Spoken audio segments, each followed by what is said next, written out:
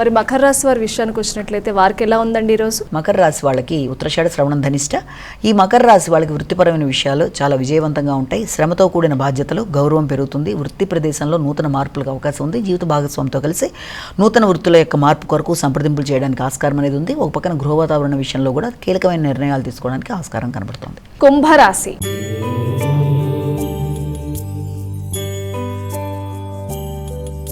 అమ్మ, కుంభరాశి వారికి ఎలా ఉంది ఈరోజు?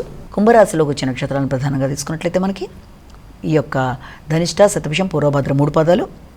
కుంభరాశి వారికి దూర ప్రయాణాలకి, దూర ప్రదేశాల్లో ఉండే తండ్రి సమానులతో డిస్కస్ చేయడానికి ఆస్కారం ఉంది. ఉన్నత స్థాయి వ్యక్తులతో చర్చించడానికి, వృత్తిపరమైన విషయంలో మార్పుల కొరకు, ఆధ్యాత్మిక చింతన కలిగిన వ్యక్తుల యొక్క సహాయ సహకారాలతో మీరు నూతన వృత్తుల కొరకు, మార్పు కొరకు, దూర ప్రదేశ ప్రయాణాల కొరకు నిర్ణయాలు తీసుకోవడానికి ఆస్కారం ఉంది. మీనరాశి.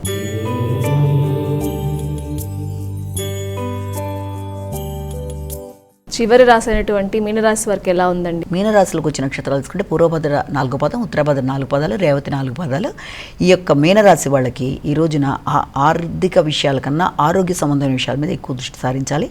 ముఖ్యంగా సంతాన సంబంధమైన విషయాల్లో కానీ, ఇష్టపడిన వ్యక్తులతో కానీ విభేదాలు రాకుండా, మాట పట్టింపులు లేకుండా జాగ్రత్తలు తీసుకుంటూ ముందుకు వెళ్ళినట్లయితే చాలా వరకు అనుకూలంగా ఉంటుంది. ఆకస్మికంగా ముఖ్యమైన విషయాలు వాయిదా పడుతున్నప్పుడు దాని గురించి ఎక్కువ వర్రీ కాకుండా సరైన ప్రణాళికాపరంగా ముందుకెళ్ళడానికి కొంత మీరు ఓర్పు వహించి ఆగినట్లయితే పనులన్నీ సజావుగా ముందుకెడతాయి. అమ్మ, మేషరాశి నుంచి మీనరాశి వారి యొక్క రాశి ఫలితాలు తెలుసుకున్నాం. ఈ రోజు చేసుకోగలిగే సులభమైన పరిహారం ఉంటే తెలియచేయండి. ద్వాదశ రాశుల వారికి పరిహారాన్ని కనుక గమనించినట్లయితే మేషరాశి నుంచి మీన రాశి వారి వరకు కూడా ఈ రోజున 12 రాశుల వారు కూడా తప్పనిసరిగా తమ ఇష్ట దైవాన్ని ప్రార్థించడంతో పాటుగా అవకాశం ఉన్నట్లయితే తప్పనిసరిగా ఈ రోజున అన్ని రాశుల వాళ్ళు కూడా వీలైతే విష్ణుమూర్తికి సంబంధించిన విష్ణు సహస్రనామాలు కానీ, లేకపోతే శివాలయ సందర్శన కానీ, దాంతోపాటుగా కృష్ణుడికి సంబంధించిన నామాలు కానీ మొదలైనవి చేయడం బట్టి చాలా వరకు అభివృద్ధికరంగా ఉంటుంది.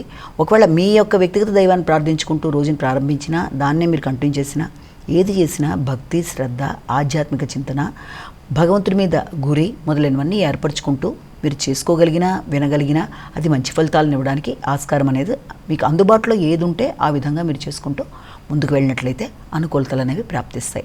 అలాగే ఇప్పుడు చెప్పుకున్న రాశి ఫలితాలని కేవలం ఒక వ్యక్తిని ఉద్దేశించి చెప్పినవి కావు కనుక అన్ని తమకే వర్తిస్తాయని అనుకోకుండా ప్రతి వ్యక్తి వీటిని తమ వ్యక్తిగత జాతకాలతో కలిపి చూసుకుంటూ ఏదన్నా ఈ గోచరీత్యా ఎదురవుతున్న చిన్నపాటి సమస్యలు ఏదైనా ఉంటే ఏ రోజుకు ఆ రోజు దానికి తగిన చిన్నపాటి పరిహారాలు చేసుకుంటూ ముందుకు వెళ్ళినట్లయితే అన్ని విధాలుగా కూడా అనుకూలత అనేది ఏర్పడుతుందని మనం గుర్తుంచుకోవాలి.